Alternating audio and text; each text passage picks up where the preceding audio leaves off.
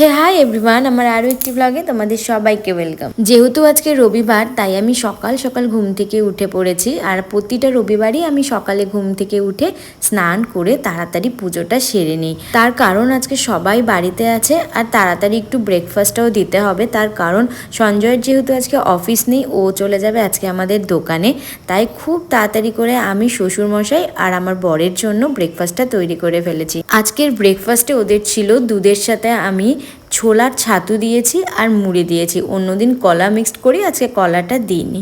এটা সঞ্জয়ের একটা ফেভারিট খাবারের মধ্যে পড়ে, ও ভীষণ পছন্দ করে এই খাবারটা।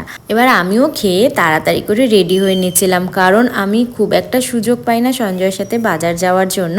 তো আজকে যেহেতু আমাদের এখানে হাট, তো আমি এবার আজকে ওকে বললাম আমিও যাব তোমার সাথে বাজারে। তো তাড়াতাড়ি করে রেডি হয়ে এবার আমি আর সঞ্জয় বাজারে চলে গেলাম। গিয়ে তো দেখি চারিদিকে এত সবজি, কিন্তু জানো তো গরমের যে সবজিগুলো আছে সেগুলো দেখতেই ভালো লাগে। সত্যি কথা বলতে আমি পটল, ঝিঙা আরও যে আছে কত কিছু, এগুলো আমি একদমই পছন্দ করি না, আর সঞ্জয় খুব একটা পছন্দ করে না। কিন্তু কি খাবো বলো তো, তাই এগুলোই নিয়ে নিতে হচ্ছে। আর বাজারে এসে না আমি সত্যিই বোকা হয়ে গেছি, কারণ এত গরম ছিল বাজারে।